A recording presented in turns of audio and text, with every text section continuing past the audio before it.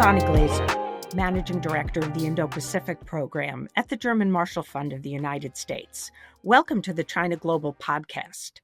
Nuclear weapons have changed the nature of modern warfare and exerted a profound impact on international politics. The Cold War logic of nuclear deterrence maintains that nuclear-armed states will not attack one another because of fear of massive retaliation or mutually assured destruction. By this logic, nuclear weapons promote stability and can prevent war. At the same time, however, nuclear weapons created a new dilemma, and that is, how can a state achieve its political objectives through military force without triggering a catastrophic nuclear exchange? This is a dilemma faced by all countries, especially nuclear powers. States have responded differently to this dilemma. What is China's answer to this strategic dilemma? What has Beijing been doing to gain strategic leverage? How should we evaluate the success of China's approach so far? These issues are the subject of a new book titled Under the Nuclear Shadow: China's Information Age Weapons in International Security. The author, Fiona Cunningham, is my guest today. Fiona is an assistant professor of political science at the University of Pennsylvania. She's also a faculty fellow at Perry Worldhouse and affiliated with the Center for the Study of Contemporary China and the Christopher H. Brown Center for International Politics at the University of Pennsylvania. Welcome, Fiona, and congrats on your new book. Thank you so much, Bonnie. It's wonderful to be with you on the podcast, and it's really exciting that this book is finally out. Well, yes, all authors feel that way. It is lovely to see the child finally in print. So your book is based, I think, on one central question, which is how countries cope with the limited war dilemma. So tell us more about this dilemma and why it's important. So I think as your introduction suggested, Bonnie, the nuclear age and the advent of nuclear weapons changed international politics by creating this specter of a catastrophic nuclear war that sort of hung over the top of all conflicts, crises, and even peacetime competition among two countries that possessed nuclear weapons. But at the same time, politics didn't stop with the nuclear era. We had a very intense competition during the Cold War and various other regional dilemmas that involve nuclear powers. And so all of the countries that are facing nuclear-armed adversaries that have their own nuclear weapons have to kind of try and figure out how they can navigate this dilemma of still using their military capabilities to achieve and pursue those political objectives, how they can coerce their adversaries, how they can get leverage against them in peacetime and crises, but without tripping over the line into triggering a catastrophic nuclear war. And I'd emphasize what's important about this dilemma and why we don't want to stop looking at it just after what we've observed from the Cold War and that set of competitions, is that no country's actually worked out how you solve this dilemma. Every approach that any country has taken involves some sort of a trade-off. It is either trying to avoid creating so much risk that they end up in a nuclear war, but also underplaying the amount of leverage they deploy against their adversaries such that they end up not being able to achieve their objectives. They also have restraints in terms of costs. So there's no silver bullet to this dilemma. It's really a genuine problem that countries continue to wrestle with today. So you note in the book, most nuclear weapon states have taken one of two approaches to address this limited war dilemma. They either rely on nuclear threats or decisive conventional military victories. But your book, of course, talks about China taking a different approach, which you call strategic substitution. So explain to us, what is strategic substitution? How does it differ from more traditional approaches that have been adopted by other nuclear countries like the United States and Russia? I think it actually helps in trying to introduce what strategic substitution is, just to dive a little bit more in the traditional options. So I'll talk about them first quickly. I mean, I think the nuclear first use option, that's a pretty straightforward one that we know that, countries have a doctrine and a set of capabilities that mean they credibly threaten nuclear weapons used to put pressure on adversaries in conventional wars, but also crises and in peacetime as well. The other option is to continue to threaten a decisive conventional victory against an adversary. But as we've been talking about this mutually assured destruction or mutual vulnerability problem in the nuclear age, it just looks ever so slightly different in the nuclear age. And so for countries like the United States, I guess India is another one that has relied on conventional capabilities to get leverage against their adversaries. There's still a role for nuclear weapons in that they're really trying to stop the Russias and the Pakistans of the world from escalating to the nuclear level and overturning what otherwise would be their conventional victory. So that's what we have on the dial already. They're the kinds of options that countries might think about. But I identify in the book a third way of dealing with this problem, which involves threatening to use non-nuclear weapons that can have strategic effects, and then pairing those threats together with a nuclear strategy that threatens retaliation only. So you only use your nuclear weapons if you're attacked with nuclear weapons. And what this combination does is that it enables a country to gain leverage against their adversaries by threatening escalation, but it doesn't require them to threaten to actually use their nuclear weapons first. On the contrary, it actually is daring an adversary to be the first one to cross the nuclear threshold and use nuclear weapons and sort of get over that difficult nuclear taboo and other types of reasons why countries might want to go there. And in some ways, the gamble is that your adversary won't be willing to go nuclear for whatever happens to be at stake. In strategic substitution, it's a little bit of a mix of the two traditional options. Like the nuclear one, this is about threatening escalation. It's about coercing your adversaries. It's not about imposing your will on an adversary by winning a conventional war. But like the conventional option, it's also relying on that layer of strategic nuclear deterrence to hold, and the nuclear stalemate preventing your adversary from being able to escalate over the top of what you're doing with these non-nuclear weapons and put the pressure back on you so that you can't achieve your objectives. So it's sort of a mix of the two, but in being a mix of the two, it ends up being a distinctive option all of its own. So when do you think China actually adopted this approach, and why? Obviously, Beijing could have tried to learn lessons and even sort of mimic what the United States or the Soviet Union did, but you argue that they've taken this very different course. So why did they do so, and when do you think they made this decision? So I pinpoint the start of China's embrace of strategic substitution as, to be relatively precise, in December of 1995. So China first faces the limited war dilemma when the Taiwan Strait crisis that emerges earlier that year confirms to China that of all the local wars on its periphery it thought it might have to fight, one of them really matters, and that is the Taiwan contingency. And it is going to have to plan on the United States intervening in that contingency if it ends up coming to pass. Prior to that point, China had kind of had some questions as to whether or not the United States would end up intervening on Taiwan's part.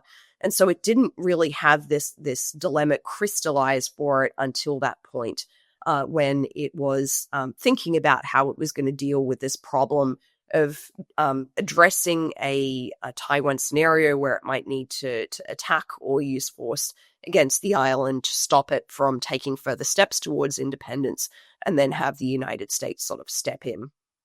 So that's the point at which China makes the decision to start adopting strategic substitution, but it has other cut points at which it decides and reaffirms that it's going to take that approach, most notably when NATO, or rather the United States, attacked China's embassy in Belgrade accidentally, which is something that Chinese leaders to this day consider was not an accident, so a second sort of instance where China confirmed it.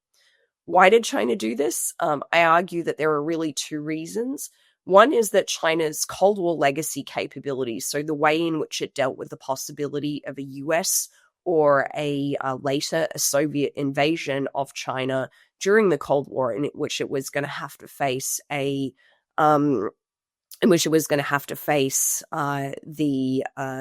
sort of nuclear power in that conflict. China relied more on its strategic depth rather than threatening nuclear weapons first use, and it certainly was not conventionally superior to these two countries.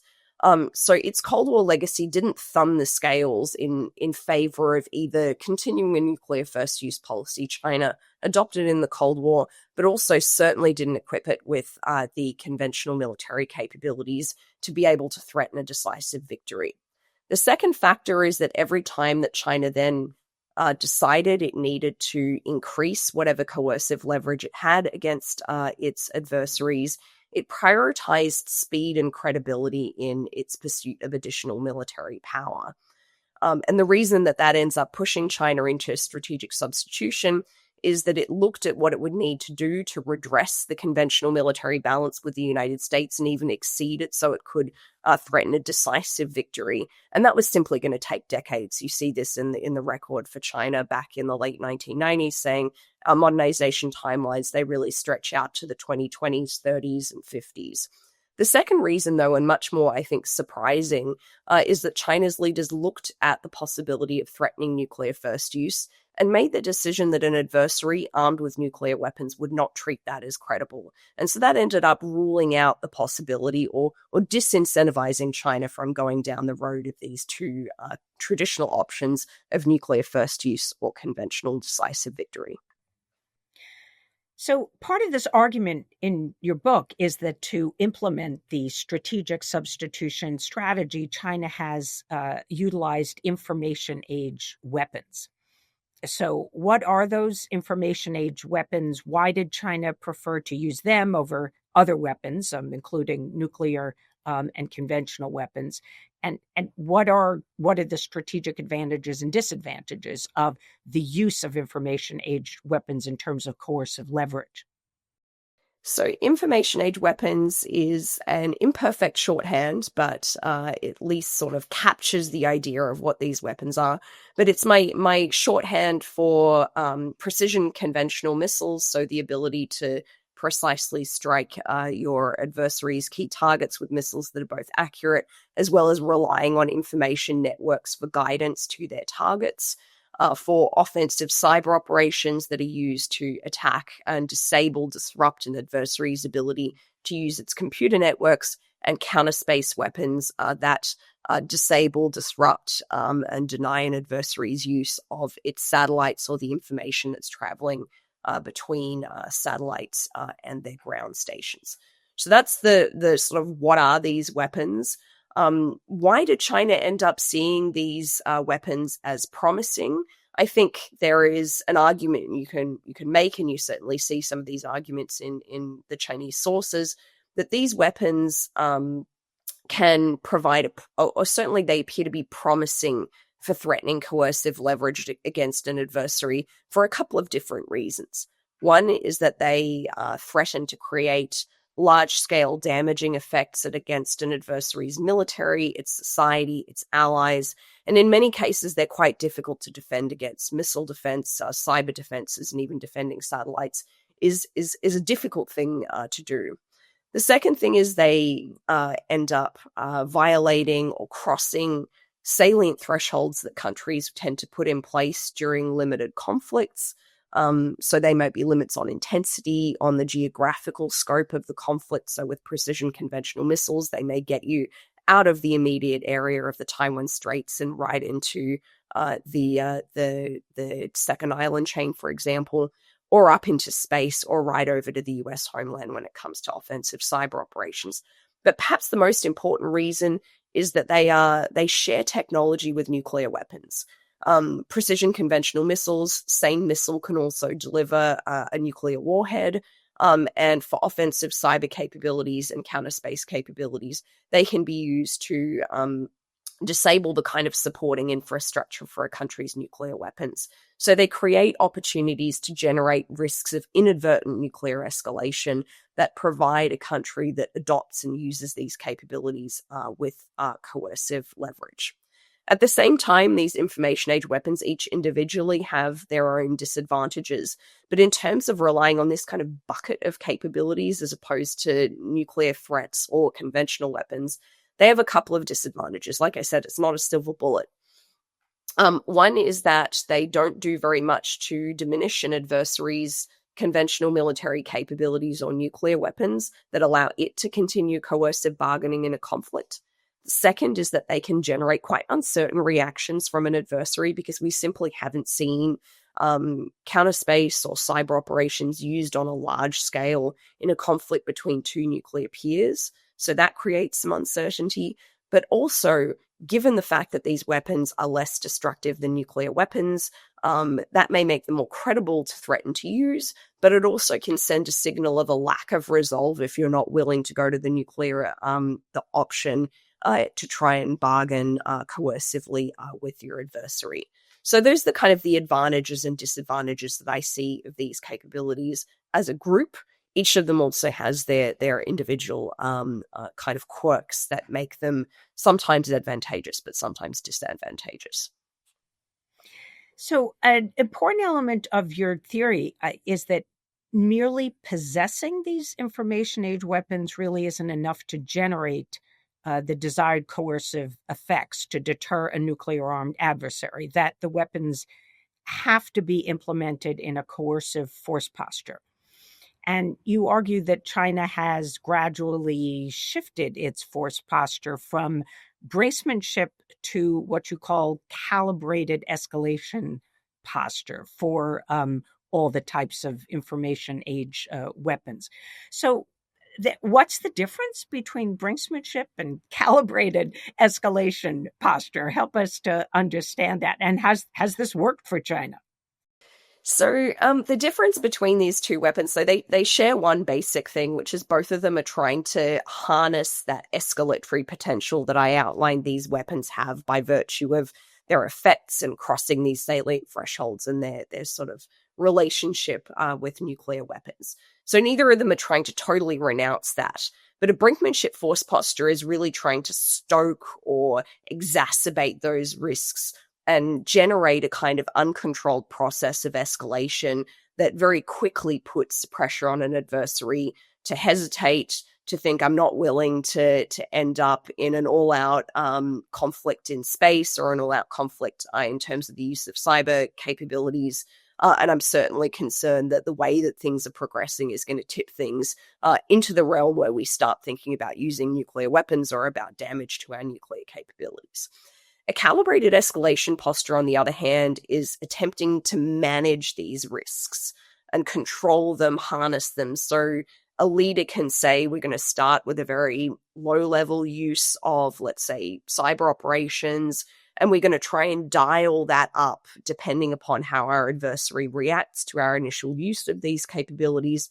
And we're also going to calibrate how much use of force damage we're willing to mete out to an adversary, but also accept in terms of retaliation to how much we have at stake in the conflict itself. So the difference between these two kind of postures is in the kind of logic of how they try to coerce an adversary. The brinkmanship posture is kind of like the high risk, high reward. The calibrated escalation one is like trying to sort of keep a hand on things so that you can turn off this process of escalation once you feel like you've either gone too far or alternatively that you are not willing to continue bargaining with force given what's at stake. And they look different in terms of the capabilities you need. So brinkmanship can actually rely on fairly rudimentary capabilities. You just need to demonstrate to your adversary that you have them and that there's some risk you're going to lose control over your most destructive capabilities. While calibrated escalation is a way more sort of technologically, diplomatically, organizationally complicated thing because you need the command and control infrastructure to try and keep control of what your adversary is doing. So that's the theoretical kind of piece of the difference between the two. The reason that China shifted from brinkmanship to calibrated escalation in its cyber force posture and conventional missile force posture is a bit different for the two of them. So I don't offer a kind of general theory of why you shift from one to the other. But in the missile case, it's a matter of technological availability that China needs to build up more accurate missiles. It also needs a sensing layer that is going to enable it to sort of find targets, put them on the right sort of spot, and then be able to see what damage it inflicts. In the case of offensive cyber operations, the change occurs largely because China becomes aware of its own vulnerabilities to in-kind cyber attacks or cyber retaliation. Because when China first adopts cyber attacks as one of its capabilities for strategic substitution, there's like hardly any of the Chinese population that has access to the internet. Same with society, same with the military. And 10 years later, when it starts to think about changing its cyber force posture, a huge proportion of the Chinese population has access to the internet, and it's embraced the internet. And it then is starting to live essentially in a glass house in terms of cyber operations, but it is throwing stones sort of willy-nilly rather than being really careful and deliberate about when it chooses to risk blowback in that area. I'll just say one final thing, which is that in general, China as a country where the Communist Party asserts very strict control over its military, there is a tendency, or you could say a preference in China to always engage in calibrated escalation, because that is the posture that really enables a top leader to maintain very tight control over how it is going to use these capabilities, and so accords with that kind of general trend in China's security affairs. So I want to ask you your assessment of China's no first use posture, which is, of course, ever since China first tested nuclear weapons, it has said that it would never use nuclear weapons first and would only use them in retaliation. I would say that there are observers that believe that we should not take that seriously, that there are circumstances in which China might use nuclear weapons first. So I'm curious about your view on that question, and then what is the relationship between this no first use nuclear posture and the strategic substitution approach? So I think the point that China might use nuclear weapons first in extremis, despite its no first use policy, I mean, this is just a fact of life, right? That what you say may not necessarily constrain you. And I think for China's nuclear capabilities, probably the bigger constraint was that up until it started its nuclear modernization, its ability to credibly threaten the first use of nuclear weapons was significantly lower than it is today. But I think to tie the issue of credibility of China's no first use policy to strategic substitution, I think the argument helps us to understand the logic of China keeping this policy for such a long period of time, and to understand why you haven't seen more shift in its nuclear capabilities, especially given the country's conventional inferiority, because most countries that are conventionally inferior to their nuclear armed adversaries, Pakistan, Russia, NATO during the Cold War, they adopt first-use nuclear strategies to offset that, right? So what China's strategic substitution approach has done is actually to take the pressure off its no first use policy by giving it other ways to compensate for conventional weakness that might be more appropriate in what's scope to a limited conflict as opposed to an existential conflict. And I show in the book that actually when China faced these leverage deficits, so the first Taiwan Strait crisis of the Cold War, post-Cold War era in 95-96, the Belgrade embassy bombing, it actually had these debates over whether it should actually change its nuclear force posture. And the availability of these non-nuclear alternatives. So rather than nuclear deterrence, you have information deterrence, conventional deterrence that often referred to the missiles, space deterrence. They gave China ways to think about other ways that they could essentially deal with the leverage deficits they faced.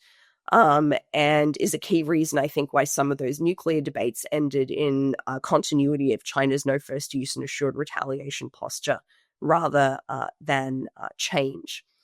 But if we look to the nuclear modernization, and obviously I started this project before the nuclear modernization began, but completed it while that modernization was very much a part of our conversation.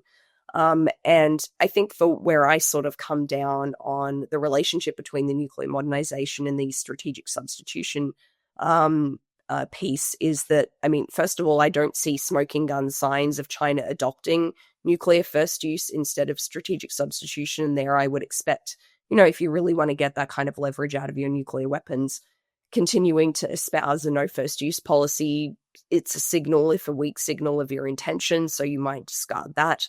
You might weaponize or put nuclear warheads on your short-range ballistic missiles. You might think about changes to the way that you organize your nuclear forces to enable quicker use of nuclear weapons first. And so we don't see some of these smoking gun signs, even though we see China's capabilities enabling it to threaten nuclear first use more credibly now, because it has some regional nuclear options that are more accurate than they used to be.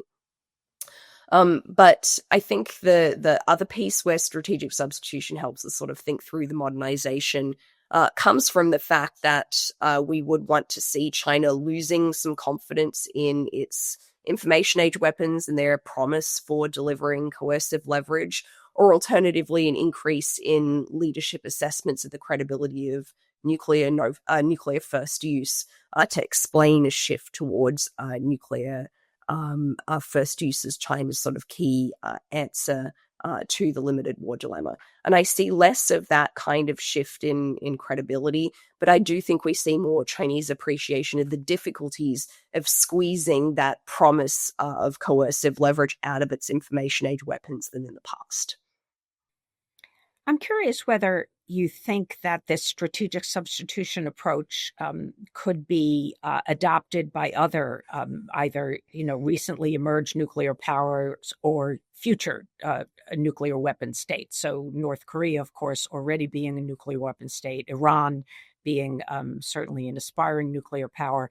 Would strategic substitution have any appeal to them as a strategy, or is this really unique to China? So I thought long and hard about what the appropriate scope of this question was when writing the book. And the reason that I came down on the side of China being relatively distinctive is because I think it faces a set of conditions that are relatively rare among existing nuclear weapon states. Of course, another country might find itself in this situation in the future, but they are being conventionally inferior to an adversary, but adopting an assured retaliation nuclear capability. And that's, as we already sort of discussed, a fairly unusual combination among nuclear weapon states, but also facing a limited war. And so of the existing nuclear weapon states, the country that's most likely to fit that bill is actually India and its relationship with China. And you do see a little bit of embrace of coercive postures for information age weapons in India. It tested a direct descent anti-satellite weapon, said it was because of China. It bolstered its cyber capabilities following the Galwan Valley clash back in 2020. But there is also some evidence that India actually is a little bit more confident about the credibility of first-use threats, and some work that Christopher Clary and Vipin Narang have done. So India may not even go and follow China down this road. I think in some ways the countries that are most likely to adopt not a fully strategic substitution like strategic force posture, but something similar, might be countries that, for whatever reason, can't acquire their own nuclear weapons. And so here you might think of both US allies that sit under extended deterrence umbrellas, or a country like Iran that faces very serious costs for thinking about continuing to pursue nuclear capabilities and acquiring it and deploying a nuclear weapon. And I think you see Japan, South Korea acquiring their own conventional strike capabilities with a similar sort of logic of not being able to catch up with China, or in some ways North Korea, in the conventional sense, and wanting something that's independent of their own to be able to strike back against their adversaries.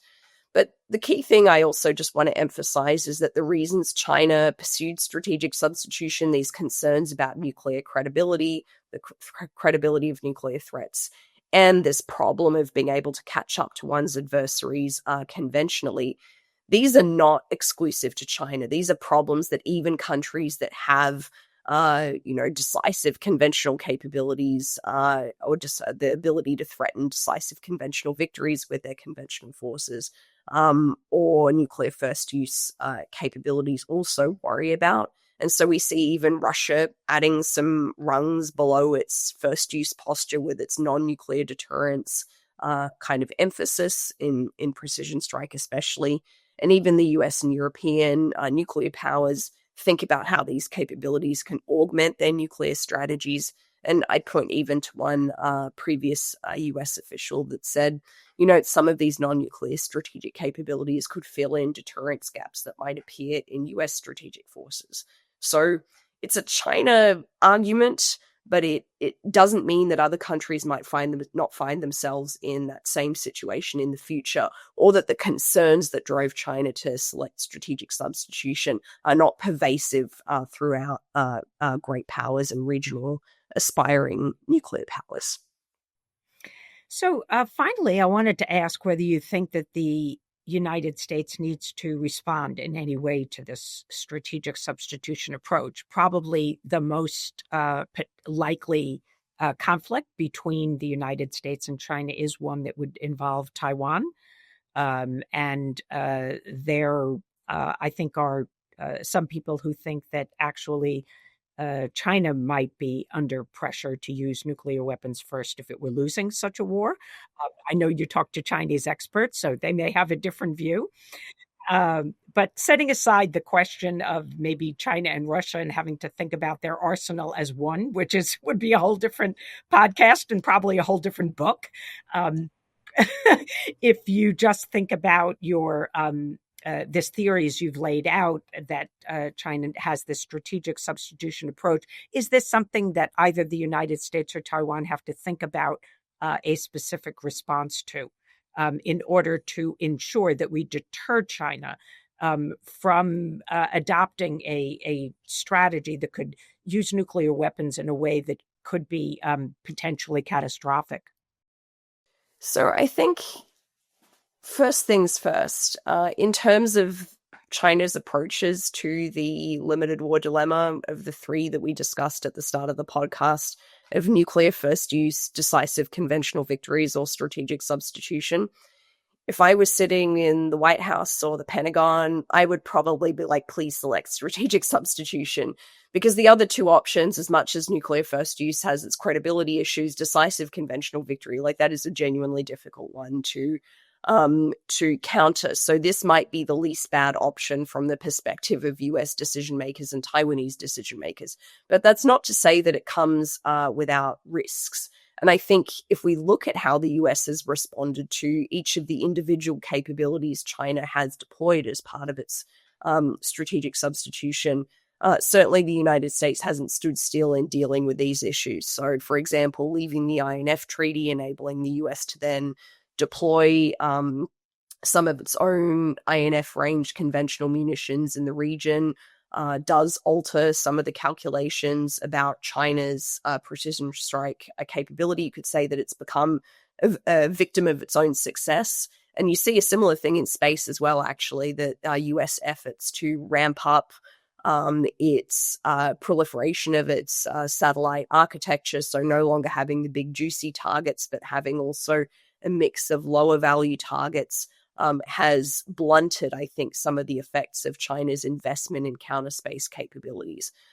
Offensive cyber operations also, I think, an ongoing challenge as China has penetrated some of US's critical infrastructure and allied critical infrastructure as well with the Volt Typhoon hacks. So, working with allies, with private sector partners to sort of counter and root out some of those intrusions. I think the other thing the United States has done is clarify that some of these provocative information age attacks are also going to generate a nuclear response. So strengthening in some ways the cross-domain deterrence elements, especially where China might be considering attacking assets that have a role in supporting US nuclear operations. So I think the US certainly has not been standing still. Taiwan's situation is obviously a little bit different because it is not the sort of nuclear-armed country in the peace and has this difficult challenge of calibrating its ability to rely upon an ally in any given situation. So from Taiwan's perspective, in many ways, it is the target of some of these capabilities, but not others. So the counter space capabilities, perhaps this is something that Taiwan has to worry a little bit less about. But the offensive cyber operations, the missiles in particular, areas that I think are a real concern for Taiwan.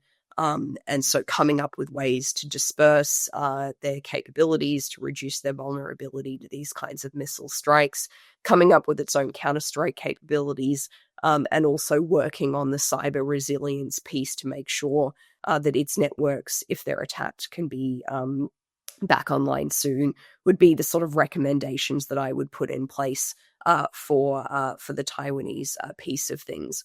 But in the end, you might say from the perspective of Taiwan and the United States, this is the least bad option to the limited war dilemma that China could pick.